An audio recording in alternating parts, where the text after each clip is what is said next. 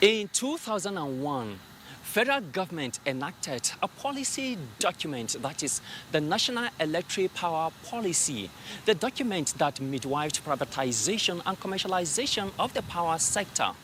This document gave birth to the Electricity Act, or the Electric Power Sector Reform Act of 2005, and also the establishment of an independent regulator, that is the Nigerian Electricity Regulatory Commission.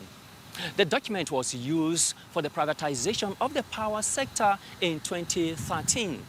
Now, 24 years after, and with the new Electricity Act, a new policy document was unveiled, and that is the National Integrated Electricity Policy. The document has 8 pages that contain all the reforms in the power sector.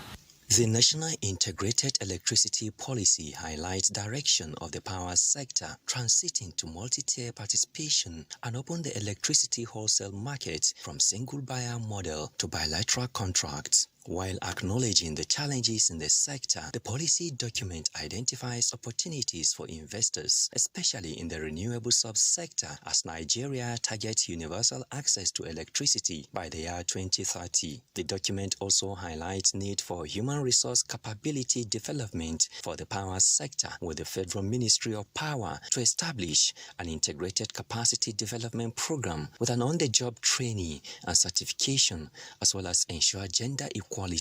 During the unveiling of the policy document, Minister of Power Adebayo Adelabu hints on plan to review electricity tariff for customers not in Band A and recapitalization of the distribution companies for efficient service delivery. Let's collapse the bands to A, B, and C, so that we can actually, because the gap between the Band A tariffs and the Band B and C, D, and E is just too wide. It's just too wide. And a bamboo that is enjoying 18, 17 hours is paying 63 naira. While someone that's enjoying 12, 20 hours, 2 hours difference of supply is paying 209. So we believe it's not fair. It is not just. And we must be able to carry out some level of regularization. So this is not tariff increase, because our tariff will never go beyond what the Band A is paying. They will need to regularize internal regularization of the tariffs among the existing banks. So that it will be fair, it will be just.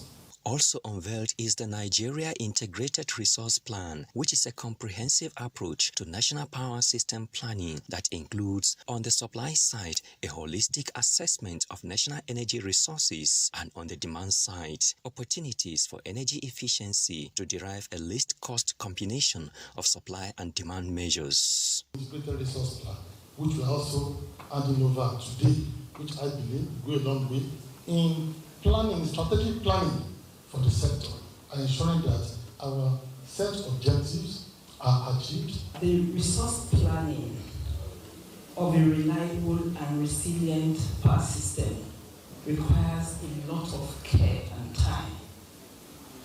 And resource planning is a life environment. Therefore, resource planning never sleeps. So this is a document, or it is alive.